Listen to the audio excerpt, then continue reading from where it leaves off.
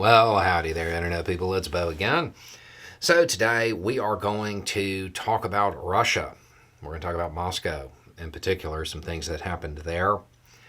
And we're going to talk about a timeline. And we're going to see if any of it really kind of sounds familiar to anybody. Because there were some developments that are probably going to lead to a lot of decisions being made on the international scene, as well as how companies interact with Russia in the future, and a whole bunch of other developments from this. Okay, so the Supreme Court in Russia basically said that the LGBTQ plus community was, quote, an extremist movement. Less than 48 hours later, security services in Moscow began raiding bars, clubs, saunas. And a lot of those locations have already said they're going to have to shut down. While security services were there, they took people's documents and photographed them, which is a clear indication of them going on a list. Putin, throughout his time as leader, he has pushed the idea of, quote, traditional family values.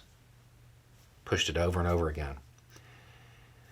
About 10 years ago, it was 2013, they passed something there called the Gay Propaganda Law. And basically, what it boiled down to was, hey, if a kid is going to read that book, there can't be anything. You can't have anything like that in it. You can't have gay characters. You can't have anything even remotely suggesting that that's okay. You got to get that stuff out. It's not just you not get to have it in the library, it's illegal. Sounds familiar, right? It took 10 years, 1 decade, to go from there to security services, raiding bars, and creating lists.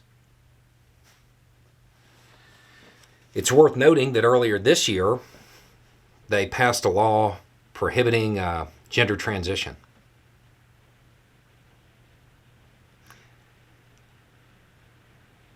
Does any of this sound familiar?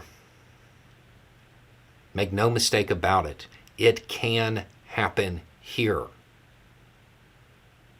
There's a template with the way the people who push this stuff look to Putin as some strong man leader. They need somebody to tell them what to do. They will follow it.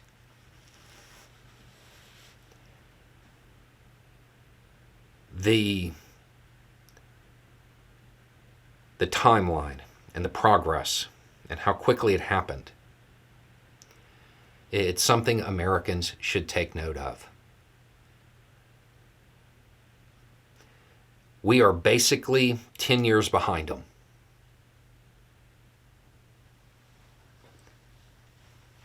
When masked security services are photographing your documents, generally speaking, that's a bad sign for your future.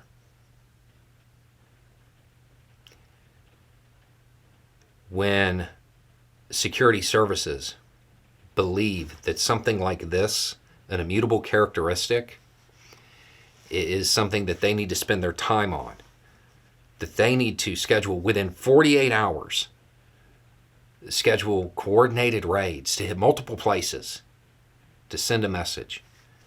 Understand, it's not going to stop with them. It's not going to stop with that community. They're just the test group. There's a lot of people in this country who are cheering on authoritarianism that will eventually impact them. It will impact them. But right now, they've been given permission to be their worst. Of those people, they're different. Kick down at them. It doesn't take long. And once the precedent is set, it'll be applied to other groups. Make no mistake about it.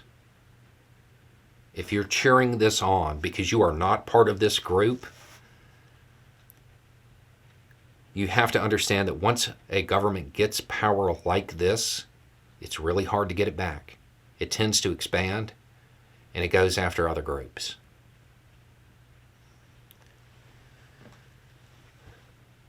The U.S. has a decent segment of its population who thinks that going down this road would benefit them. In real life, it just sets them up to be next, but they don't know that because the person who manipulated them did it while they were hugging a flag.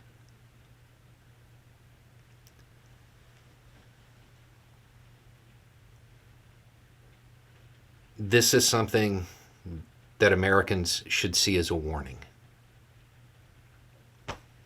Anyway, it's just a thought. Y'all have a good day.